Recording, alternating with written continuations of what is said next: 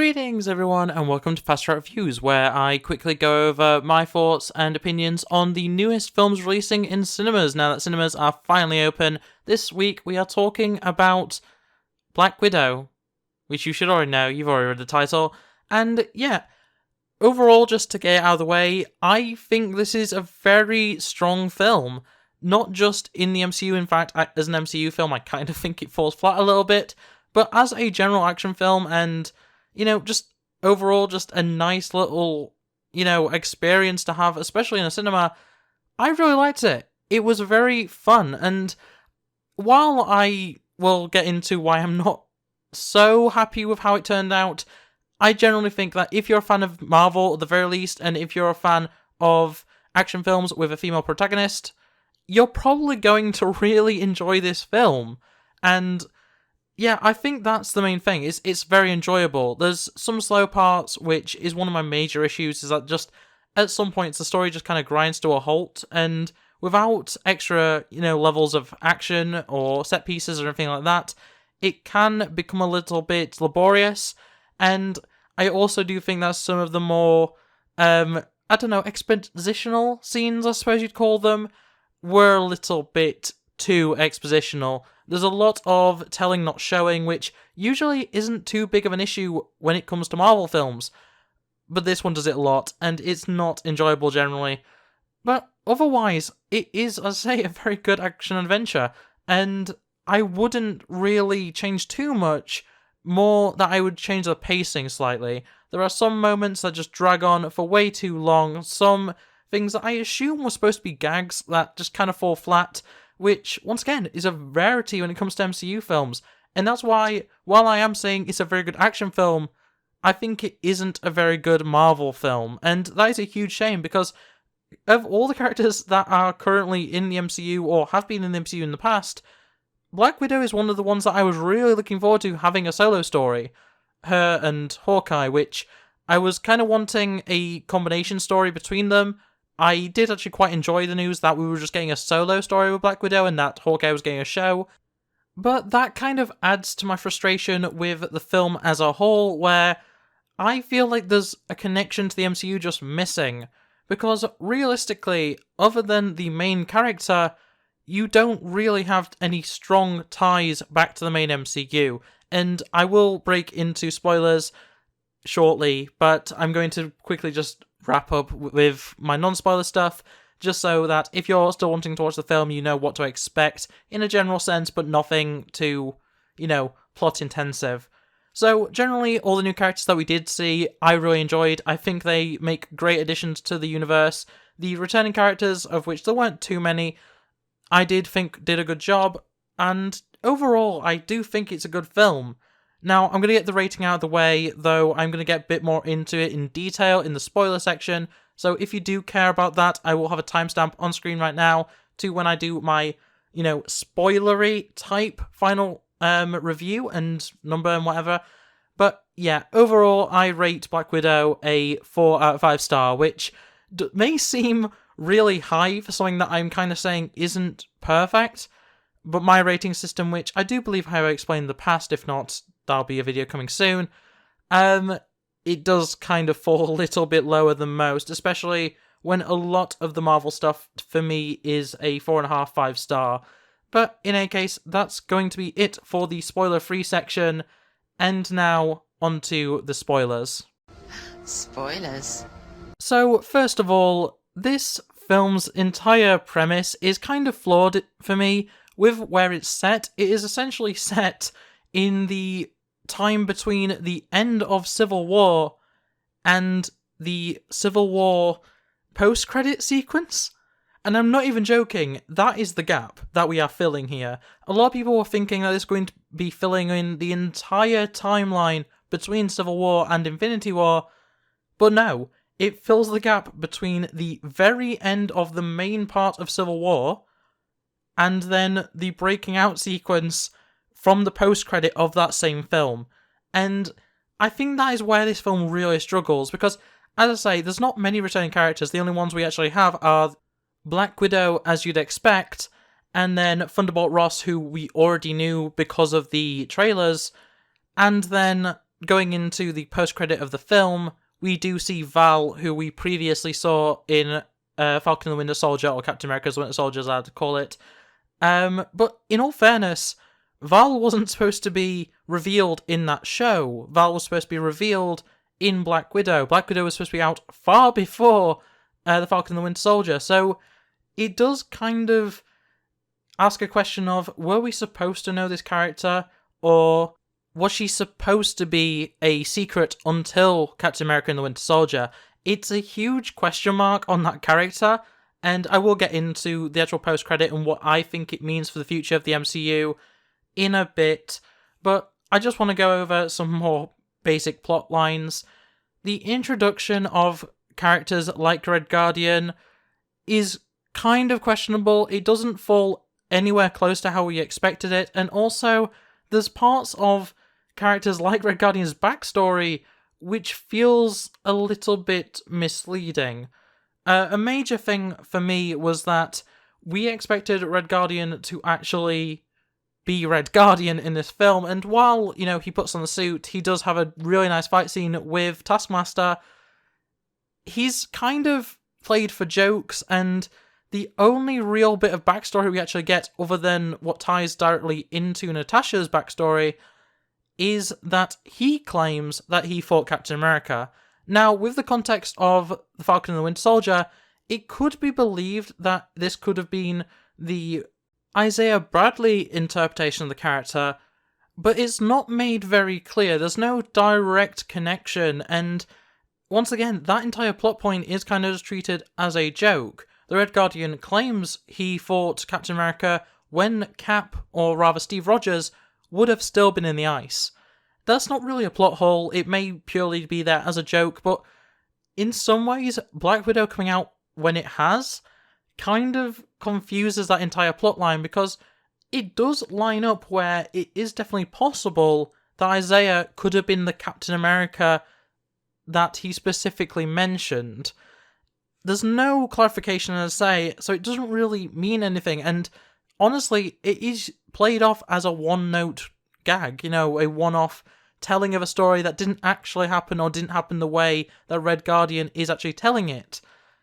And overall, it just throws a lot of confusion. For someone like me who has been keeping up with the MCU, it really makes me question what actually is happening with these characters. I did mention that the characters that they did introduce are pretty good. I actually really like the concept of Taskmaster, and in the animated series of, I believe it was Amazing Spider-Man, Taskmaster was one of my favourite villains in that show, and also one of the highlights of the Marvel Avengers game, which came out only a few years ago. In this, though, I really did not like her, and I say her because, spoilers, it's actually a female Taskmaster, which on paper is perfectly fine. A lot of people thought it was going to be Yelena, who is apparently going to be the future Black Widow. We're not completely sure on that, I'll get into that in a bit. But yeah, it turns out that the main plot device for Black Widow, which is kind of holding her back, is the fact that she killed the big bad Red Room director's daughter, and not him. She was willing to kill both, but the fact that she didn't kill him and she thought she killed the daughter was a sticking point in her life. It turned out that the daughter was actually not killed, just badly injured, and became Taskmaster.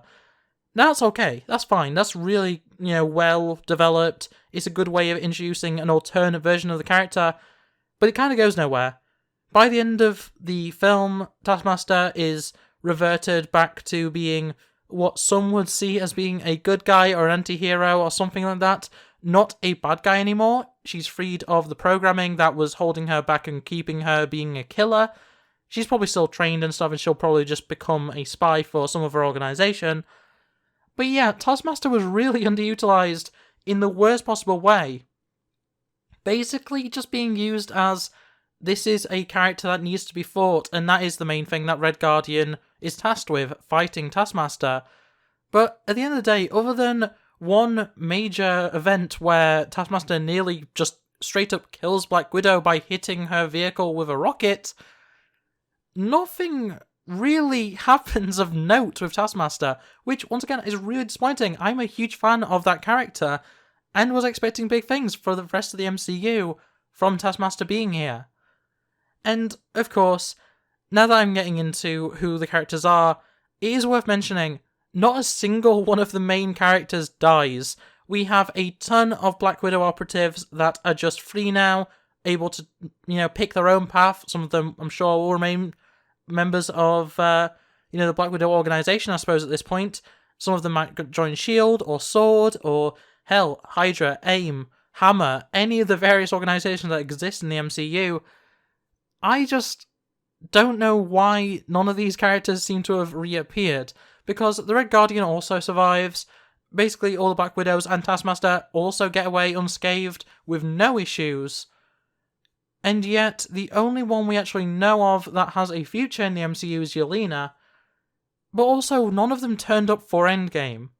And you would think, regardless of anything, that they would have showed up for the final battle. Regardless of, who actually knows about them, everybody seemed to have just turned up for Endgame, except for the Black Widows, who would have been amazing to see in that film. And I know it's all, looking back now, it would have been great sort of thing, but, that's the issue of introducing new characters that don't get killed off in a prequel. A film like Rogue One did this so much better, where they introduced a load of really cool characters, and because it was a prequel, they just killed them off, because they don't appear in any future media. That's the way of doing it with new characters. You can't really have it like this, where massive events where characters needed to appear, they just didn't appear for.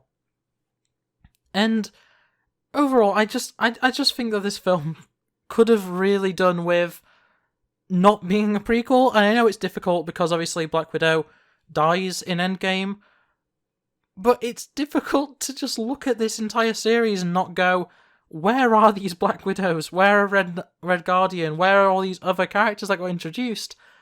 Because they don't die.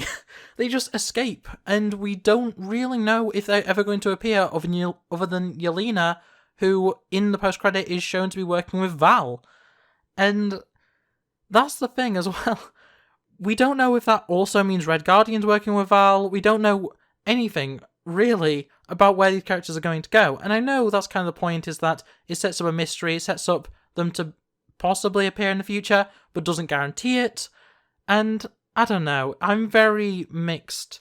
But now that we're on to it, because I don't really think there's anything else I really want to talk about with spoilers, but the post-credit is essentially set after Endgame. It's Yelena at the grave of Natasha Romanoff, Black Widow, and Val turns up, who we first met in Captain America and the Winter Soldier. I wasn't expecting it. A lot of people, because I was in a quote-unquote packed cinema, obviously socially distanced, so there was 4 seats between me and the next person over, there was an audible gasp when Val appeared, and I think it's difficult to really, emphasize how important that is in a cinema experience. I've been to midnight screenings the day of release for both Endgame and Far From Home, and in fact Infinity War, and I never heard a response like that to any event in any of those films, not even the worthy Cap moment. And that is really important to mention. And of course, with any post-credit scene, it sets up a future Marvel property.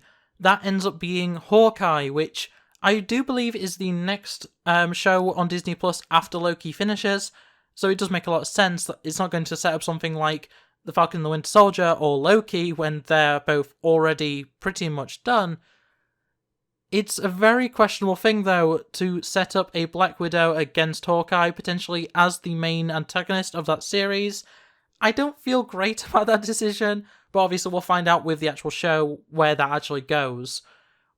When it comes to everything else, with the fact that at least Yelena is working for Val, this sets up what I think is going to either be the Thunderbolts, Dark Avengers, New Avengers, or some sort of sword alternative, maybe, the new Hydra, maybe it'll be something like Hammer, AIM, something like that, to have characters like Red Guardian, Taskmaster, the Widows in general, Yelena, essentially just building up the entire group. We already know that characters like Abomination are going to be returning thanks to Shang-Chi, and generally, I think it would be hard-pressed to mention that US Agent and Zemo are both known associates of Val. If it's not directly related to Thunderbolt Ross, and it isn't actually the Thunderbolts, Dark Avengers and the New Avengers, or just a brand new organisation for the MCU, are all on the table with these exact characters, and I think it would be really interesting to see where this all goes. Now, the last thing I just want to go over, and it's something that is my major nitpick beyond just the general story. Black Widow does a serious issue for me, and that is what I'm going to call it did a solo. And what that basically means is we got an explanation of how a main character received a piece of kit. And now Solo is much more egregious because they literally explain how he gets his name. But in Black Widow, we find out, which is something we already kind of knew, but the jacket that Black Widow, Natasha Romanoff, is wearing in Infinity War did belong, in fact, to Yelena, and it was given to Romanoff by Yelena.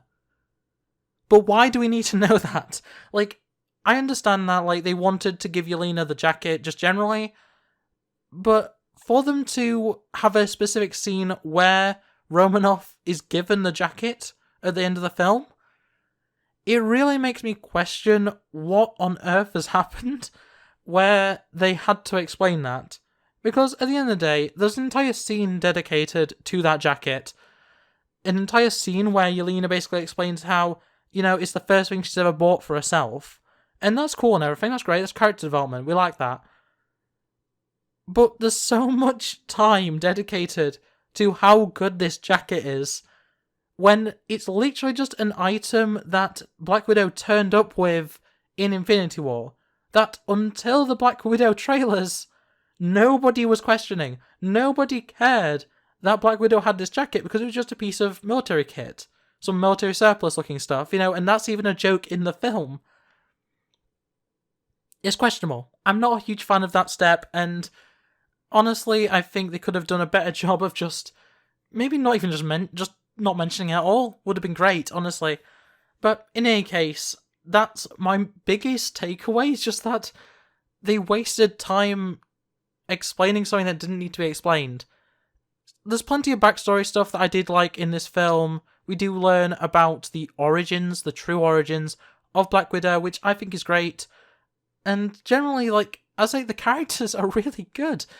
But this film just has so many major, like, points of contention, and points where I'm just like, this doesn't quite work for me, where I can't rate it as highly as I rate something like Captain America Winter Soldier or Endgame. I can't do it. I can't rate it as a 4.5 or a 5. It's still a very good film, and I am going to be watching it again with some friends. I'll be reviewing it at that point on Letterboxd. If you want to keep up with that, it is linked below. And yeah, generally, I'm not sure anymore. Like, I was really looking forward to this, and obviously it's the first thing I've seen since I was able to. I haven't seen a film in about 11 months. I saw Tenet in cinemas when it came out, because lockdown had lifted, and that was in literally an empty cinema. It was just me and my cousin who went to see it. You know, it was nice to have the cinema experience again, and I think that has painted everything a little bit more positively than it would have otherwise. But yeah, I'm not overly sold on this film, and it might take a few viewings for me to truly enjoy this film to its fullest potential. But yeah, as I said at the end of the spoiler-free review, that is going to be it for this review, and overall, I've got to give this film a solid 4 out of 5 stars, otherwise known as an 8 out of 10 in my rating system.